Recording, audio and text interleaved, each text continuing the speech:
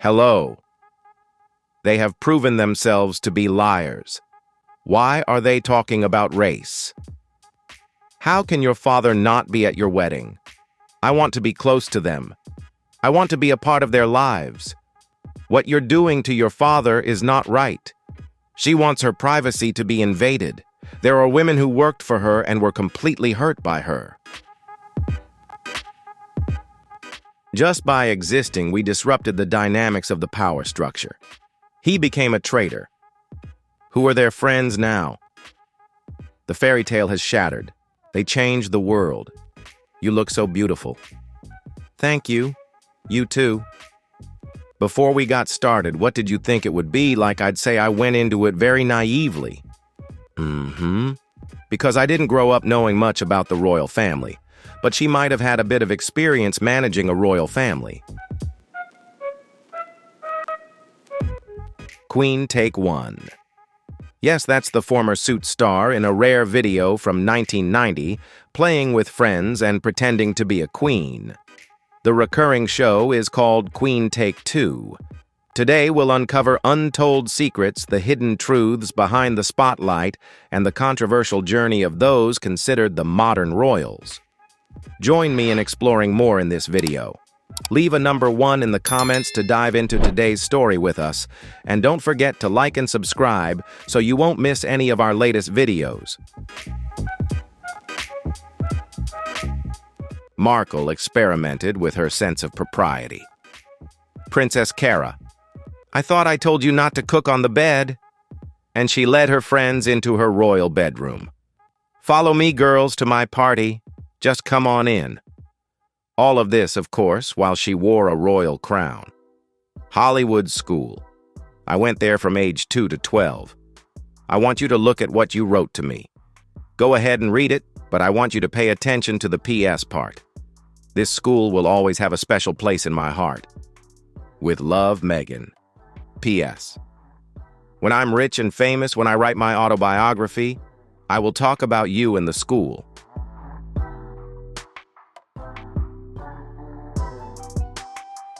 So you'll be known all over the world.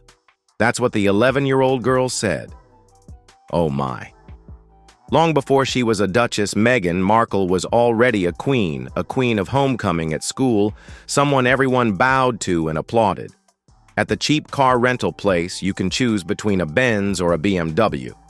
Beverly Hills, we're heading toward Rodeo Drive, Prada Gucci, baby. And right now, we're in Beverly Hills and we're about to pass the Beverly Hilton Hotel, where I'll meet up with other Northwestern folks on Sunday. What else? Oh, I have an audition today from my dad's house.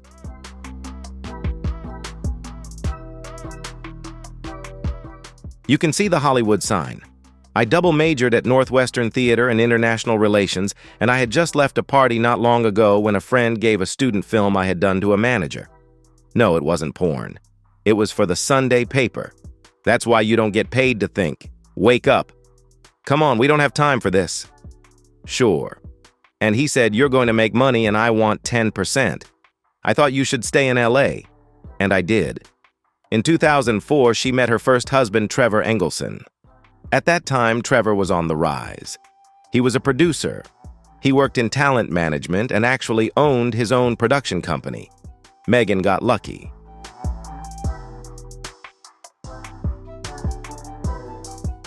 Meghan was really upset that Engelson didn't use his connections to make her a star. Sure, he helped her land a small part in Remember Me and a short film, but that wasn't enough for someone dreaming of red carpets and royalty. I had just started acting. I missed him a lot. I'll be fine once I get my revenge. If the enemy's in the crosshairs, so are you. From Knight Rider to a few Hallmark movies, Meghan racked up over 30 roles in films, including moments like playing the FedEx delivery girl in Horrible Bosses.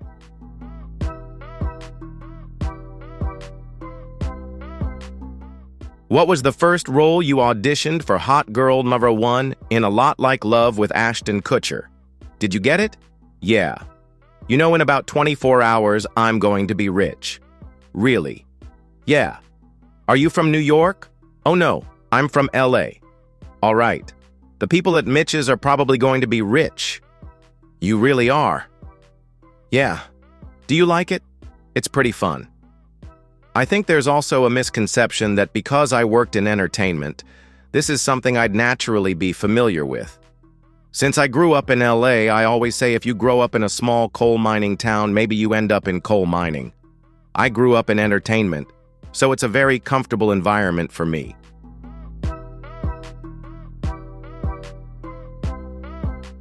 Not acting specifically, but definitely wanting to be part of the production team of a TV show or a film from the start. Were your parents in the entertainment industry?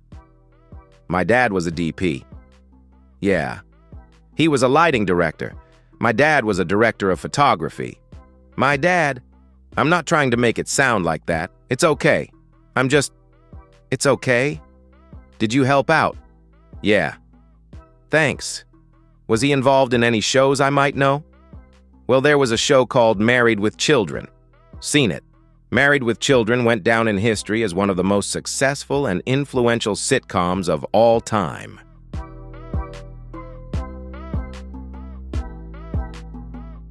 This girl literally grew up on the set of Married with Children because of her dad, who is not Ed O'Neill. Do you all remember?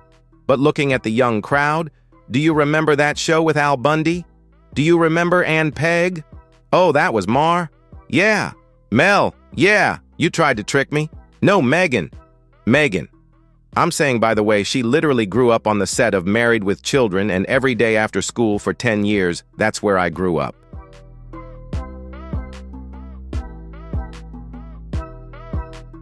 I was there. Wow. I know. It's a really strange place for a girl, going to a Catholic school, no less, to grow up. I remember because I'd be at the shoots, and I'd be there the whole time. And I'd be in my school uniform, right? But then you'd see people like Tracy Lords, Tia Carrere. Tia Carrere would walk by in her school uniform. You know who they are? Yeah. Those women? Yeah. She was only 9 years old. You should have gotten to know her better. Okay? Yeah.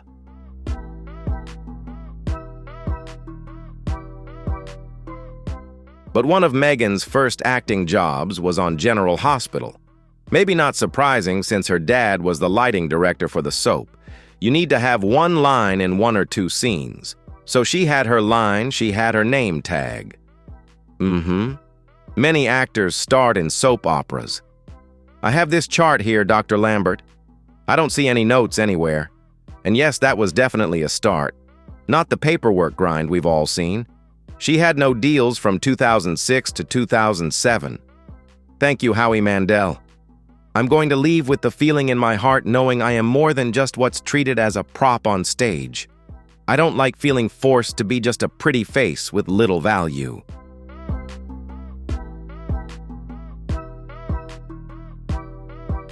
And that was how I felt at the time, being reduced to a specific stereotype. That kind of treatment can come from yourself and how you perceive the way these women are portrayed. Nowadays, 2 of Meghan's former co-stars are responding on social media. Deal or No Deal never treated us like dumb girls, Claudia Jordan wrote. Patricia Cara, who appeared in every episode, also tweeted, "Funny, I remember a group of strong, independent, and ambitious women."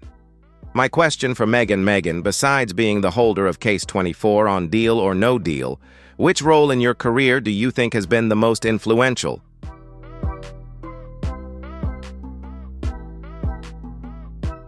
Meghan Markle appeared in the pilot episode of the 90210 reboot. You know, I didn't know Meghan Markle was in that reboot. She's the girl acting out a sexual behavior in the car. Are you serious? I'm very serious. In 2009, Meghan appeared in a Tostitos commercial. And no, the fake voice pretending to be her thoughts definitely isn't her. But hey, the fake voice, fake attitude fits the brand, right? That's more people than I invited to the party. Unless Denise brought Carrie, this is crazy.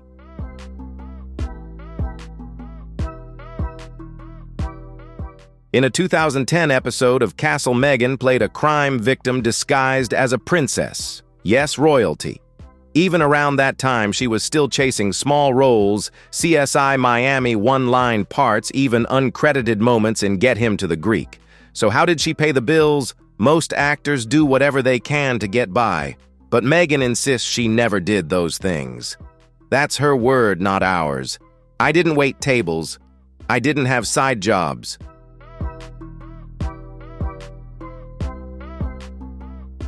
I'm one of the lucky ones who somehow made a living from my work. That's how it was back in 2010. Many girls chased daytime roles and rich men at night. For some, finding a wealthy man is part of the hustle and bustle of Hollywood life. I was never part of that tabloid culture. I was never part of that kind of fame culture. Come along with me for a day in the life.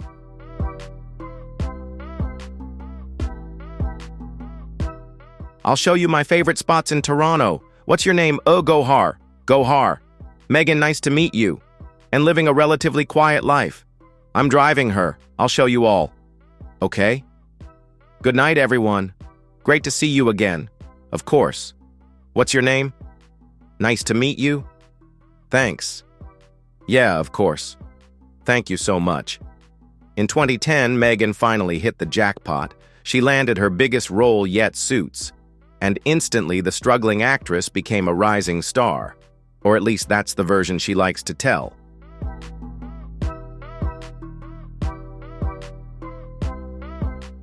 Mike Ross. Hi, I'm Rachel Zay. I'll help you get acquainted. Wow, you're so beautiful. Good. You were flirting with me. Let's be clear, I'm not interested. Now let's check out the funniest moments of her performance in Suits. I slept with Harvey. How big is he? Is he good? Long time with Heyman. And right after this small career win, Meghan and Trevor got married the following year as a way to celebrate finally reaching their goal. But not all fairy tales last.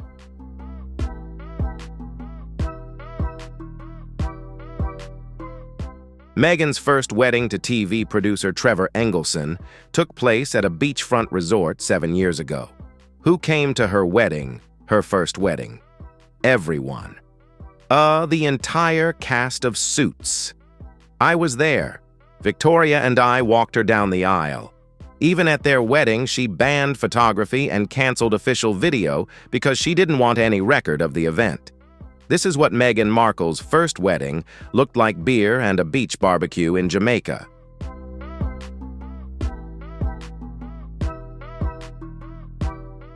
Activities included a tug-of-war race with Meghan leading the charge.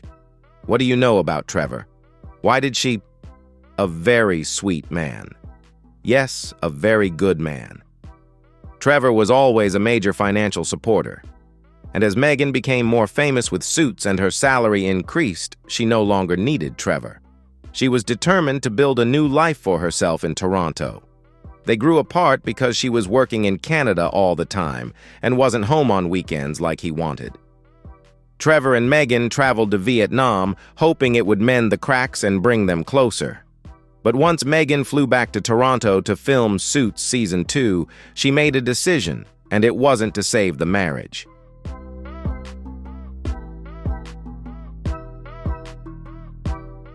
She was shocked by what happened and how it all went down. 11 years together, suddenly ending with just a trip to the post office. Meghan bought an envelope, took off her wedding ring, put it inside, and sent it back to Trevor as if it were just another bill. Actually via FedEx, but with no warning. He didn't expect it, and the rings were returned without a note. Trevor called me, and he was shocked. He was lost. And your ring. Oh yes. Tell us about your ring. It's beautiful and he designed it.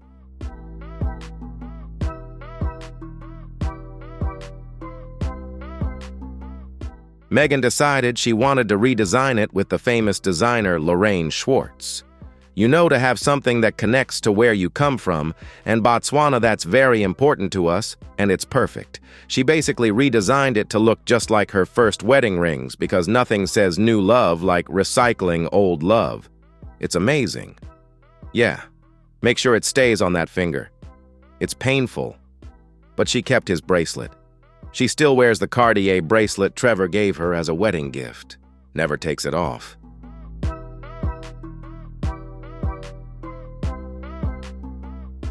It's not just luxury jewelry. It was made to symbolize eternal love. Strange, isn't it? A narcissist who can't be satisfied with herself while simultaneously playing the victim. My castle is too small.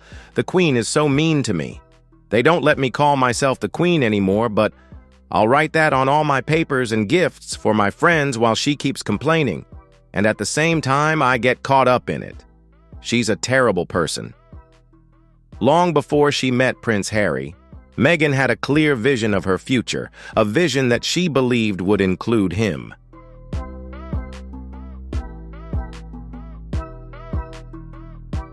She married for money. Obviously, she bagged the big catch. She's thrilled. She became a princess. You see, this was planned from the start. She denied caring about the royal family, even though she absolutely did. I know someone who knows her ex-husband who said she had a vision board with Prince Harry on it before they even met. Yeah. And she wanted that. That's impressive. You have to admit that's impressive. She made it happen.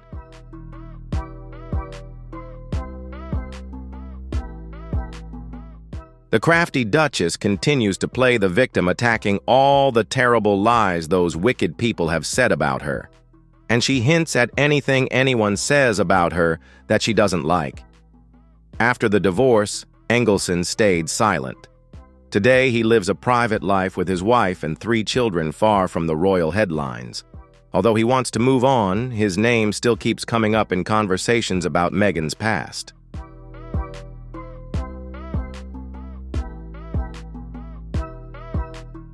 Not because he's seeking attention, but because her past seems hard to forget. This information comes directly from Meghan's ex-husband Trevor Engelson through an intermediary. And clearly Trevor Engelson is a very successful TV producer and host, sorry. He now has his own family, he's very happy, he has moved on from Meghan, he has put Meghan behind him. Perhaps he doesn't care that people keep bringing up their past relationship. He now has 3 children with his new wife.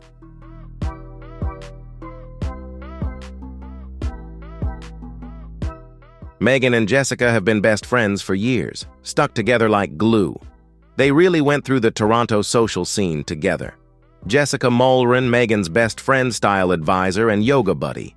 This friendship helped her become one of the most influential women in the fashion world.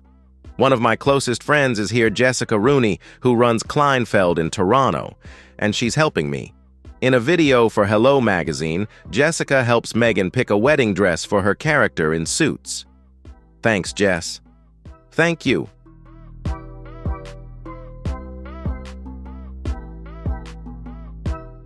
Her husband at the time was the son of a former prime minister. He himself was also a very successful TV host. Then Jessica played the role of matchmaker again.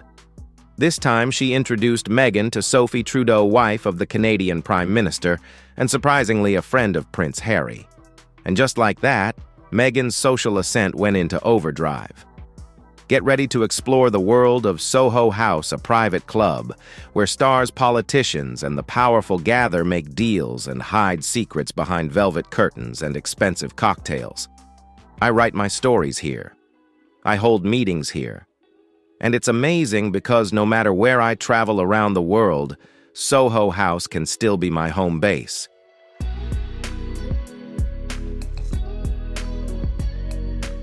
Marcus Anderson is not just part of Soho House. He runs it like a king.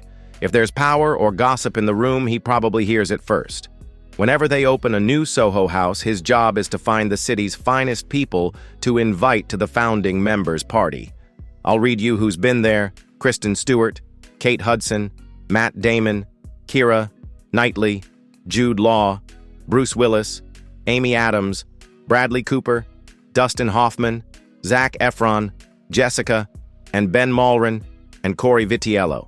He's the hottest chef with the hottest restaurant. And anyone who's anyone knows Corey Vitiello.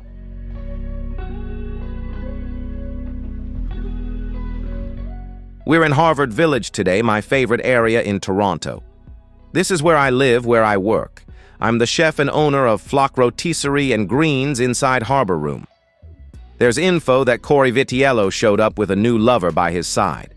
I'm going to throw a party at one of my favorite restaurants in Toronto called Harvard Room.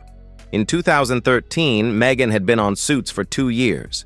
She was famous in Canada, but still an unknown to the UK.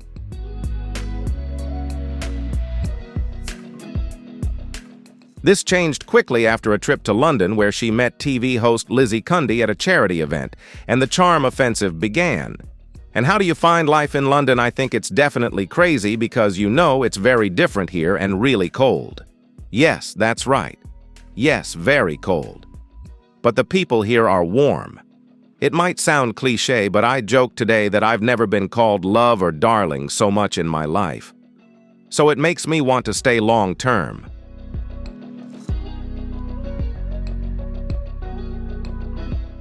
I didn't know who she was at the time.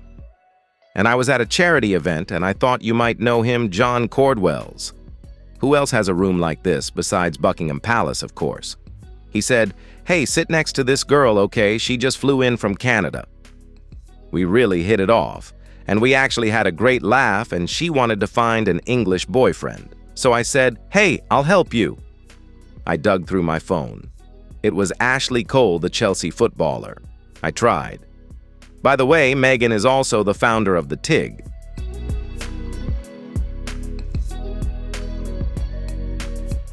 It's a website for anyone who loves food, travel, fashion, and beauty. It covers almost everything except for cheating.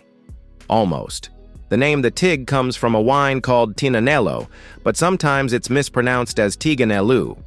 And I tried this wine about 6 or 7 years ago, and it was the first time I understood what people meant when they talked about the legs, the body, or the structure of a wine.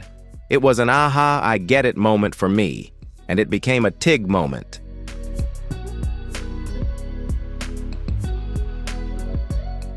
That nickname became the way I understood it, like an aha, I get it moment. That's when Meghan took the next step.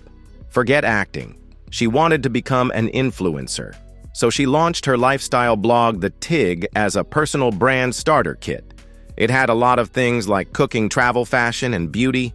Really just about yourself. Yeah. It was an extension of the things I love. Right, like your mini goop.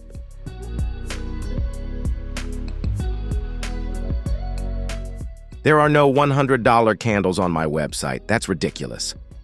Around this time, Meghan decided to interview a very handsome up-and-coming chef named Corey. And bam, suddenly being a chef became hot. And Meghan unexpectedly became a food fanatic. She started reinventing herself on the TIG as a food lover. Food became a big part of the blog. She even said, "I have a Best Bite section chef's talk where I interview Michelin-starred chefs or rising stars. But I also really love cooking."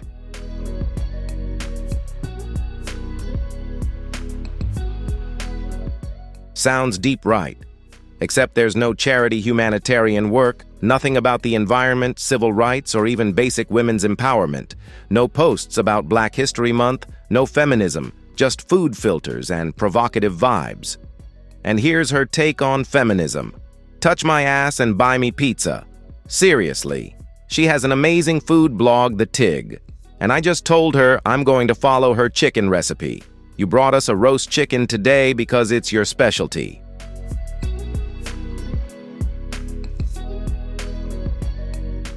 Why are you so obsessed with chicken?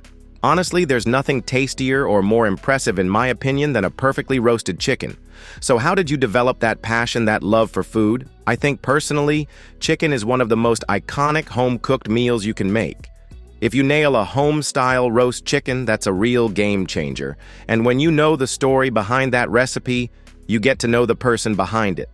Then she showed up at Soho House in Miami, and that's where it all began. One of the most important strategic introductions in her life. This wasn't just social networking, this was chess.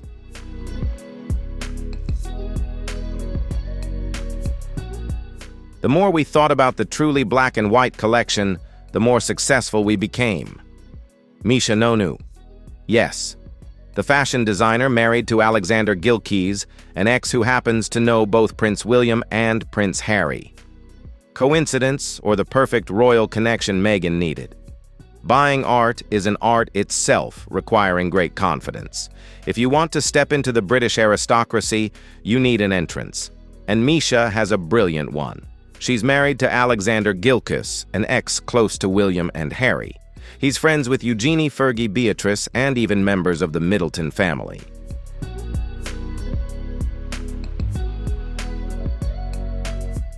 This guy not only has connections, he's close to the royal family.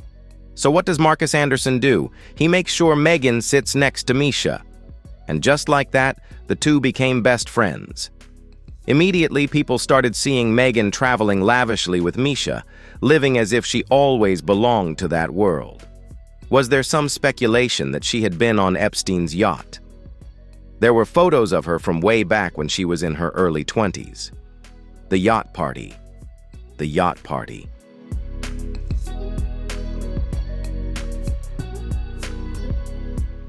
On April 28, 2015, Soho House hosted a big launch party in Istanbul. And of course, Misha Non-Yu was there making sure Meghan wasn't alone. Meghan showed up as an unnamed guest. But this wasn't an ordinary party. Big stars like Eddie Redmayne, an A-list actor, and another Eton old boy who's friends with both Harry and William were present. Now look at this photo, Istanbul 2015 with Millie McIntosh. Meghan wanted to appear on Made in Chelsea. Remember, she said she liked the show, and Millie's social circle includes the Matthews brothers. One of them is married, yes, to Pippa Middleton. Meghan was getting a little closer. And here's the notable part.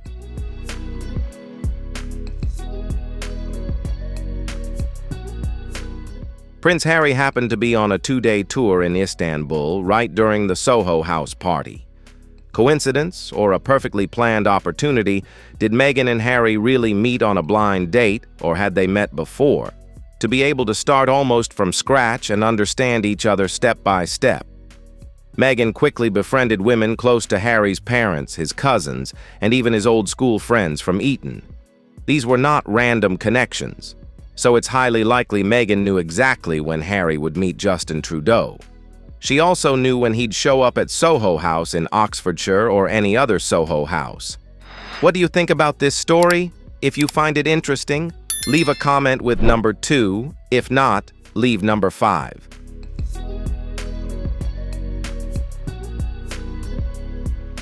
Think about this. This isn't luck. It's strategy. Yeah.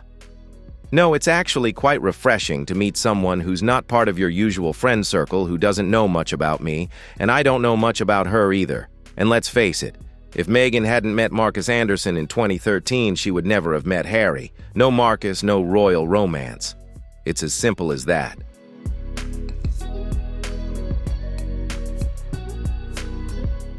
Because I'm from the US, I didn't grow up with an understanding of the royal family. And now I understand very clearly that there is a global interest in them. And Oscar goes to Colin Firth in The King's Speech, Mirren in The Queen Claire Foy in The Crown, Kate Blanchett in Elizabeth. I didn't know much about him, so the only thing I asked when she said she wanted us to meet was, I have one question, I said, is he a good guy? Because if he's not kind, I don't think it will work.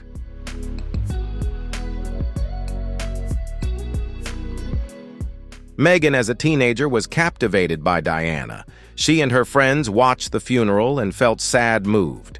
She must be the only person on earth who doesn't remember the two young boys, 15 and 13 years old, walking behind the coffin.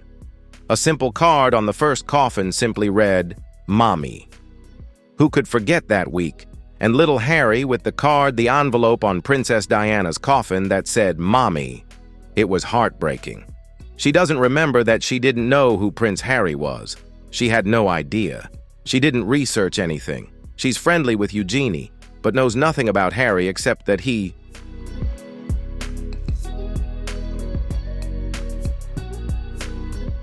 You don't know much about one of the oldest and largest monarchies in Western civilization. She didn't know anything. Oh dear. But not according to those who know her. They see my books and other books about the royal family, especially about Diana, on her bookshelf. I'm afraid she knows very little. But here she is, only 15, on a tour of the UK with photos in front of the palace. She's always had an interest in the royal family. The chance to meet the Queen was truly quite rare. Oh, the irony.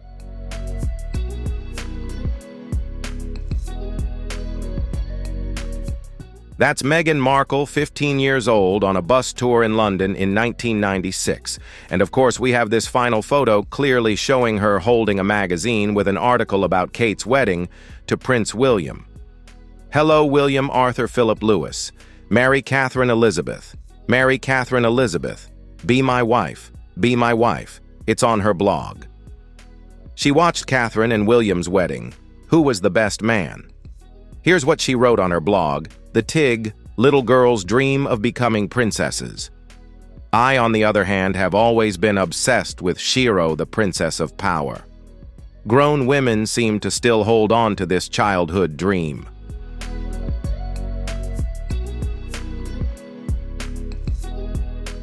Look at the grandeur surrounding the royal wedding and the endless conversations about Princess Kate.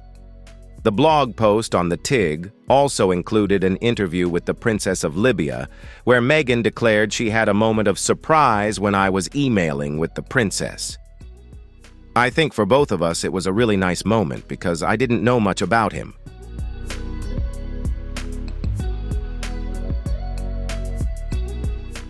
Everything I know about him I learned directly from him, rather than growing up with stories from newspapers or tabloids or anything else. All I know about him and his family is what he shared with me and vice versa. So for both of us, it was a really natural and genuine way to understand each other. A childhood friend, Susie, said that Meghan was always interested in the royal family. She said we used to watch Princess Diana's wedding to Prince Charles together. Even Susie's mother confirmed this in an interview with the Mail. I've always loved Diana, and I had her biography. I gave it to Meghan to read.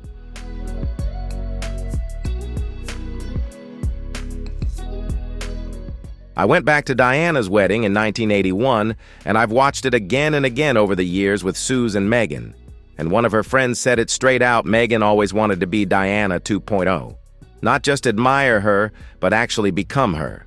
Remember the old movie The Princess Diaries with Anne Hathaway, Me a Princess? Come on.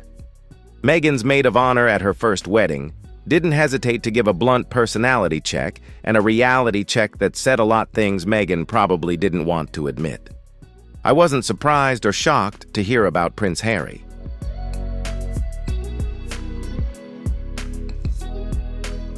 I know she was really into the movie The Princess Diaries about an ordinary girl becoming part of a royal family.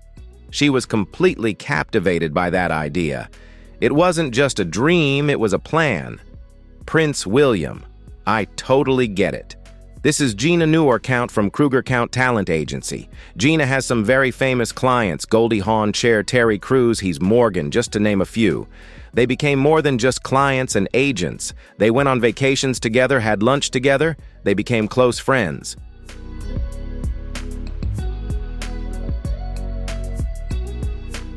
Besides introducing Gina to everything she had in her black book, Meghan said she didn't want to be seen as just a fashion model, but as an actress and a girl with a purpose.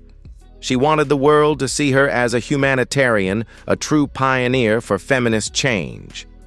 Surely I could learn a thing or two from a pro like you. So Gina, in September 2014, helped Meghan land a role with UN Women's He for She campaign. This was an initiative supported by Emma Watson, whom Meghan deeply admired.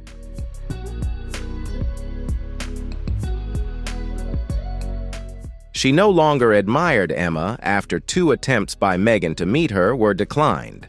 That didn't stop Meghan from writing all about it on the Tig, saying she went to London to support Emma's He for She initiative. I wonder, have you ever been invited on a date by a royal? I haven't. How about you, have you ever been to Vegas? Because I've heard Prince Harry likes Vegas. That would be quite the place to go. Another job Gina helped Meghan land in 2014 was visiting soldiers and their families, tick box veterans. You know what I mean. What?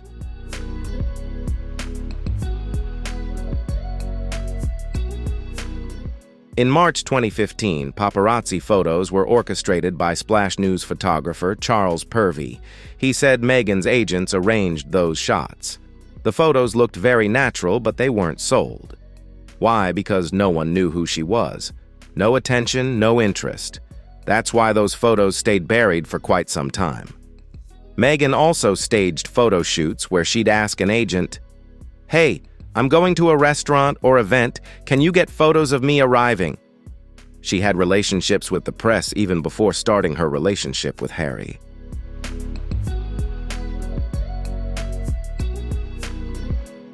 March 2015, an evening at the famous Royal Hotspot 5 Hertford Street. Princess Beatrice, Eugenie, William, Harry, each one of the young royals. It's a private members club for the elite. So once again you see Meghan going to a place she knows the royals frequent. Has Meghan found her next target? With her acting career and growing fame, Meghan has been involved in various organizations. She has even served as an ambassador for UN Women.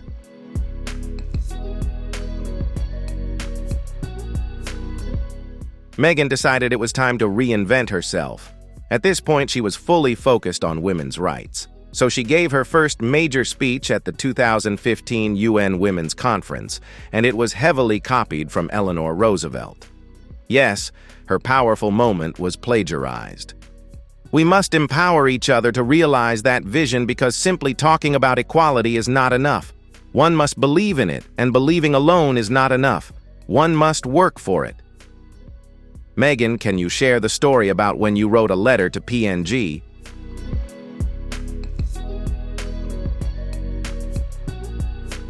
Interestingly, I actually gave a speech last year on International Women's Day with UN Women, and I talked about an experience I had when I was 11 years old. There are moments in life that have a big impact, and from my perspective, a turning point that changed how I understood my place in the world. I had a major shift as a child because I saw something very sexist. Honestly, when I was 11, I didn't even think I really understood what sexism was.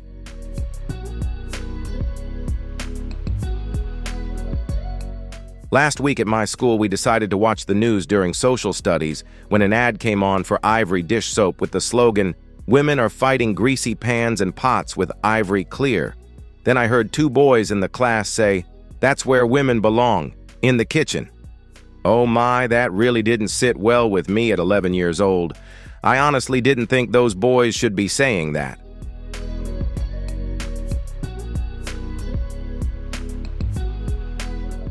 That wasn't right. Something was awakened inside me. It sparked anger and a desire for change. So I went home and told my dad what had happened. He said, "Why don't you write a few letters?"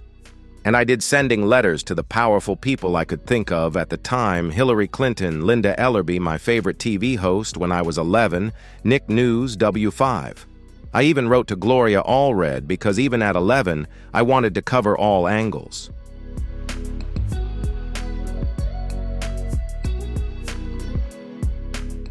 But I didn't stop there. I also reached out to the soap manufacturer who made that commercial. And surprisingly, I received encouraging letters from Hillary Clinton, Linda Ellerbee, and Gloria Allred. That was amazing. And interestingly, with that support, Procter & Gamble changed the ad. They changed it from "Women across America are battling greasy pans and pots" to "People across America." Now I can frame this as a victory moment, and don't get me wrong, it was great. But there was also a bit of humility, a little lack of pride in what you achieved, maybe because it wasn't really about a commercial you made at age 11.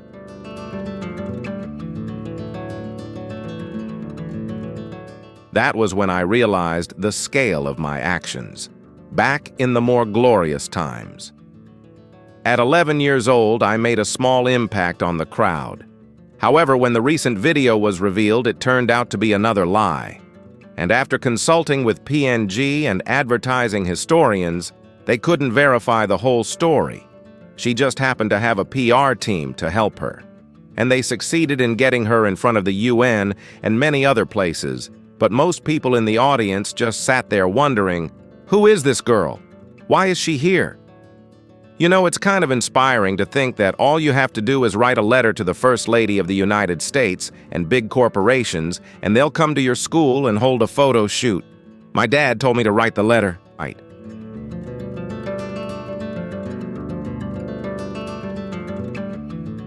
I said, write it. They will respond. Thomas Markle organized everything using his Hollywood connections since he was a lighting director. They sent a film crew to my house to capture the story. The entire campaign was a nationwide effort. Many schools participated. Maybe we should keep writing letters and perhaps they'll understand and change advertising a bit. He basically gave Meghan the false belief that she alone changed that advertising. I changed that advertising from my tiny handwritten letter.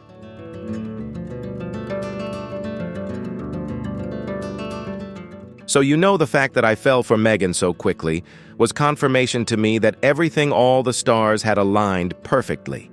Everything felt just right. This beautiful girl seemed to have stumbled and fallen into my life, and I into hers. Right before meeting Harry, Meghan quietly began editing her own story. She changed her Wikipedia page from fashion model and spokesperson to humanitarian. That's right, someone updated it just in time. Coincidence? Definitely not.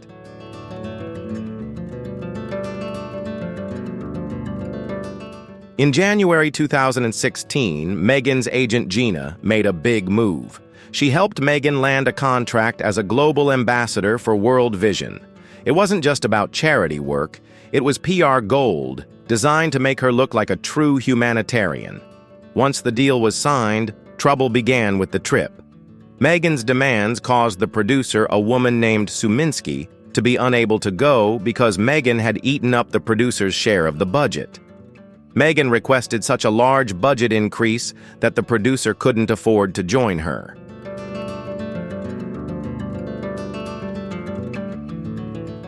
And all of this was supposedly for a charitable cause, remember? What does it even feel like to go on a trip like that? Because I feel like we usually just see the pictures, right? Yeah, my trip to Rwanda last year was very different. It was mostly at Parliament. But I did visit a refugee camp. So Meghan requested to fly first class, and she wanted to bring her celebrity fashion photographer, plus her makeup artist and hairstylist, all paid for with money from the charity.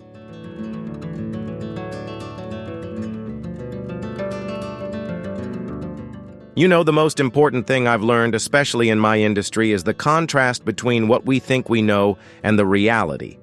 It gives you a whole new perspective on the things we take for granted and the things we complain about, right? We all have bad days, but everything is relative. And in the end, it turned into a wild fashion shoot. She took tons of photos, filmed loads of video with the kids in the village, but she had to change outfits between meeting them just to get a wide enough variety of shots. It wasn't for the charity or any real cause, it was for Meghan.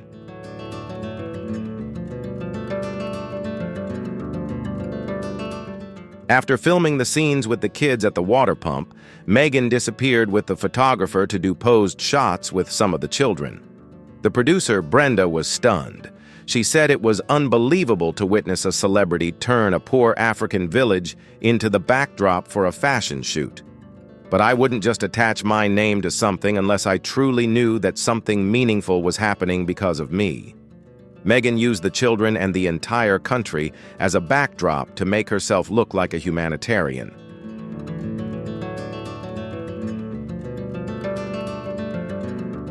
See how perfectly everything lined up? So when Harry started Googling her boom, he discovered a humanitarian and activist captured in a flawless photo collection. Then she posted on the tag after her trip to Rwanda. Her life now shifted from refugee camps to red carpets. She said she chose both because the worlds can coexist. Sounds deep, but it looked more like a branding strategy. Don't give 5 minutes if you can't give 5 years. She went on just 2 trips with World Vision.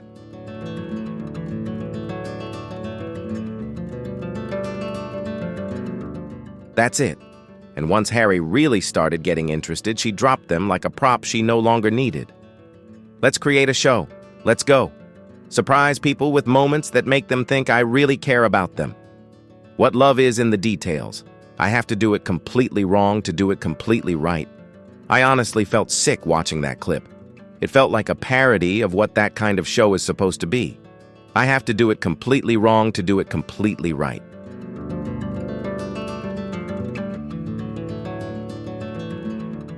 I actually really like it. One of my favorite things is doing these small, beautiful acts of charity and kindness for people so they know I'm thinking about them. Hey, I love your shirt. Sorry, who are you? You're Luke. You look amazing. You're Luke. My Luke. My Luke. My Luke. She likes my Luke. So fake. This can't be real. It's actually bad. Are you kidding me? This is awful. Just plain dumb. Meghan Markle has just been hit with a harsh reality. Her Netflix show flopped. The reviews were brutal. It ranked as one of the lowest-rated shows on the platform. Behind the scenes, sources say Meghan is furious, but instead of taking responsibility, she's pointing fingers at everyone else.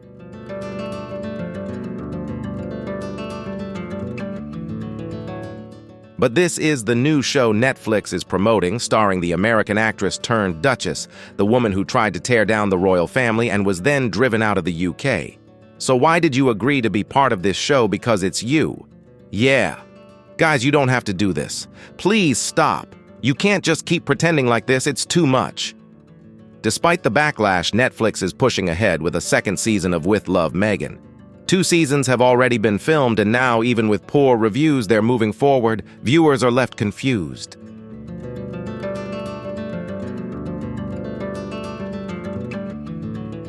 Some people wonder if Netflix truly believes in this show, or if they're just too invested to back out now. I don't think it has a chance of lasting. I believe that if justice exists, it will quickly sink, and Netflix will move on to something better. Meghan Markle is devaluing the television industry. It diminishes Netflix's brand value and wastes our time. The woman who destroyed her in-laws' family, whose own family doesn't like her, whose in-laws clearly don't like her, and whom the public dislikes, she seems to be one of the most toxic and divisive figures in the public eye. What's her show called? Love, Meghan. For what to watch?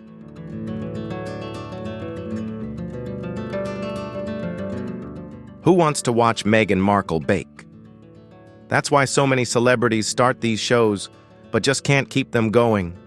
You know, like Meghan Markle, but you too. You too. I know. Yeah, I know. I knew her a little before she met Harry. She wasn't like that. She didn't talk like that. Her gestures weren't like that. It's all fake. This isn't just a flop. It's a massive failure for Netflix. With Love, Meghan was supposed to be her big comeback, the moment to silence the critics.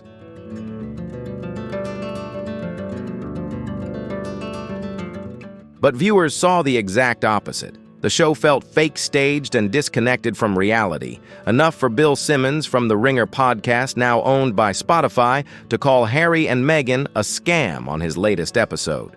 Here's what he said. "I wish I'd been part of the negotiations between Meghan and Harry with Spotify. A scam, that's the podcast we should have launched with them." When Spotify called her a scammer, many thought it was too harsh. But now things are even worse. This is Meghan Markle's Hollywood meltdown unfolding right before our eyes. You know Meghan's podcast has dropped off the charts. She's been criticized for its content.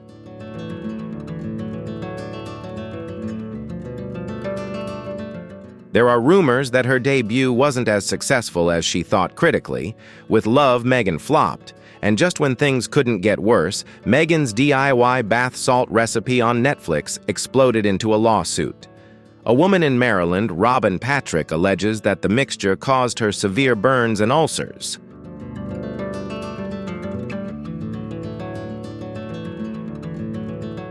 She has diabetes and says ingredients like arnica and Himalayan salt made her condition worse. Now she's threatening to sue Meghan, Netflix, and Archwell for a whopping $10 million. And just when you think Netflix's failure has hit rock bottom, wait until you see what she did in her latest interview.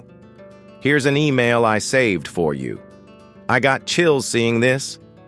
"This is why it's great not to wear makeup. Thank you. Yeah, that's really beautiful."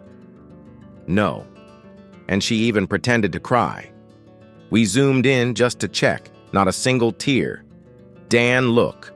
Let's invite the audience to look closely here.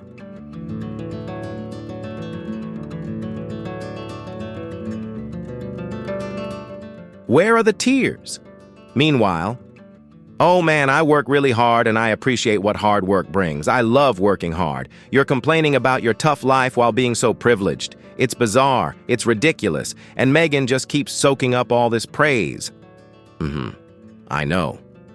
I'm amazing, right? I've never seen anyone struggle so much to show a bit of genuine emotion. Meghan Markle has been on podcasts wiping away tears.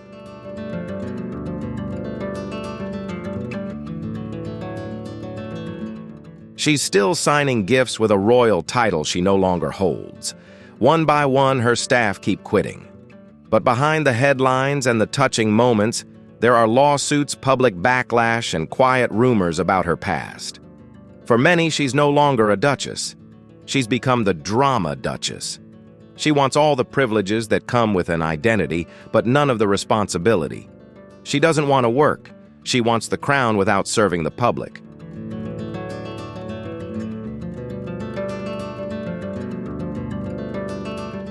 This woman seems like someone suffering from malignant psychological issues. She has absolutely no self-awareness. There will come a time in life, maybe when they're 16 or 18, that I say, "Here's an email I've saved for my kids." Because that's what you really want when you're 18 or 40,000 emails from your mom. These emails are so when my kids are old enough, they can come and say, "Oh wow, you loved us so much. Me, me, me." In the podcast, a photo of a gift basket from Meghan was shown.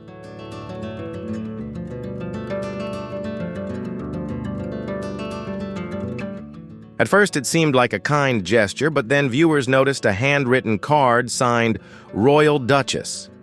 Here's the problem: she's no longer allowed to use that title. Not publicly, not privately. Yet she keeps using it as if she still holds the role. Zoom in here, you can see it says, "With best wishes from the Royal Duchess, Duchess of Sussex." That title was stripped from her when she and Harry caused the racial scandal and left the UK, abandoning their royal duties to move to America and bother all of us. She's using it privately with friends.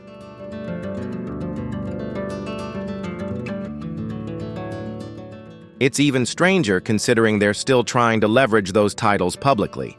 That's all I need to confirm that this woman is obsessed with being a royal family member. It's all about her anger for messing everything up with the racial claims and basically being kicked out of the family. She can't let go of those royal titles quickly. She really just wants that. When Meghan stepped back from her royal duties, she also gave up the right to use her royal titles, but she keeps using them anyway. Critics call it delusional. Even some of her own friends find it embarrassing.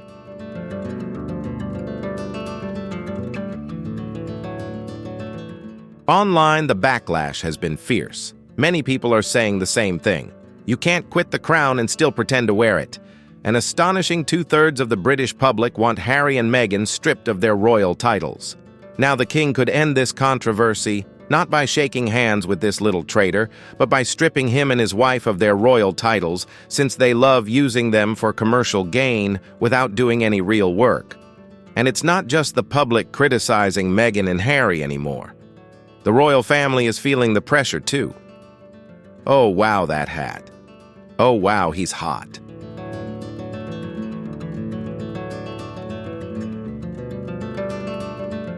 Look at him. Duchess Harry really just outfoxed a fox. Oh no. But look, she's pulling away from her sweet prince. Good for her. Who's filming this? In a recent poll, an astonishing 97% of respondents said King Charles should officially strip Harry and Meghan of their royal titles. You can't use your royal titles. You can't use the word royal. And you can't be half in, half out. That's not how it works. Yet King Charles remains silent. No action, no response.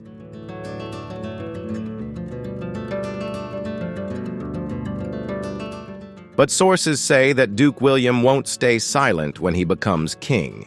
He sees Meghan and Harry's actions as a betrayal and is ready to cut ties to protect the royal family. Whether he does or not, one thing is clear: this is no longer a private matter. This controversy has become a national issue. Now she's stuck. She's an actress turned real princess who wants to go back to being an actress but still has to pretend she's a real princess.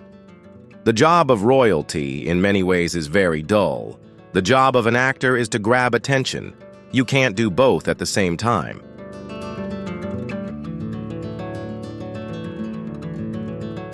And she's trying to have it both ways. She's the perfect example of the modern woman wanting it all. He's cunning, selfish, nasty, disloyal, and conflicted. Prince Harry keeps talking about his family's safety. He says they're not safe, but many question his demands. He chose to step away from royal duties, yet still wants royal benefits. Instead of taking responsibility, he blames others. To some, this seems unrealistic. He blames almost everyone, of course, everyone except himself, including his father, the king, who is currently battling cancer.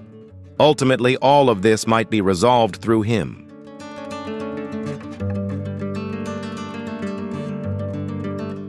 Certainly not intervening, but stepping aside to let the experts do what needs to be done.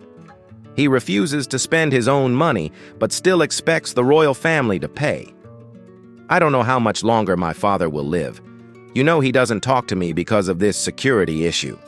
Harry is digging himself an ever deeper hole. Well, I think he's dug so deep that any day now he'll hit water. Meanwhile, Meghan is trying to reinvent herself. Her lifestyle company, originally called American Riviera Orchard, was renamed Ever, but the launch quickly failed.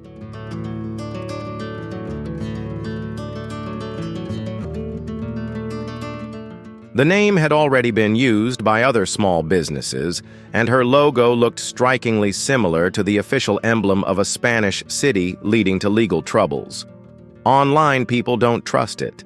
Many see it as a desperate move to grab attention and money, especially since her products sell out within minutes, even though only a few items are actually made.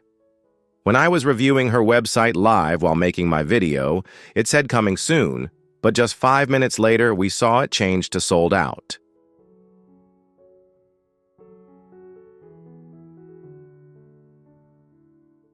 There are also claims that she may have spent time with Prince Andrew and Jeffrey Epstein before meeting Prince Harry.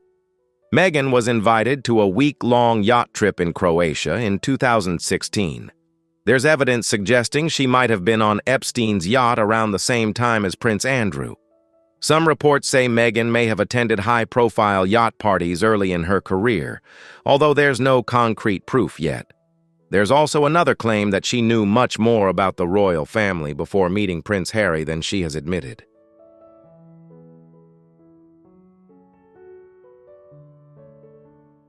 She acts like a complete outsider. But could that just be part of the plan? Meghan claimed that before dating Harry, she never Googled him and didn't know much about the royal family. However, I know someone who knows her ex-husband who said she had a vision board with Prince Harry on it. Meghan always says she didn't know much about Harry or the royal family, but old blog posts and even comments from a friend suggest otherwise. They point to a strong interest in royal life, possibly even a secret plan to join it.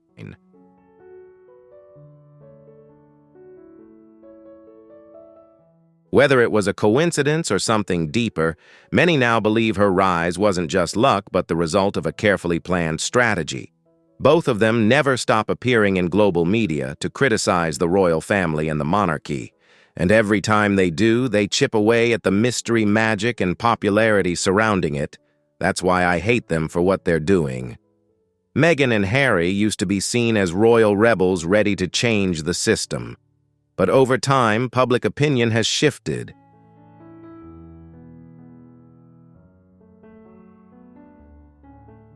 Many people nowadays see themselves as attention seekers, using their personal struggles as part of their brand. From emotional interviews to failed projects, their actions feel more like strategies than genuine truths. They say they want privacy, yet they continuously sign big contracts, write books, and launch new brands. The question now isn't whether their emotions are real, but whether anyone still believes them. So what do you think about these actions? Do we still believe in their genuine emotions? Please leave your thoughts in the comments below. And if you find this story interesting, don't forget to like, subscribe, and hit the notification bell so you won't miss the next videos. Thank you for watching. And as always, don't forget hit like or you'll miss the chance to watch the next video.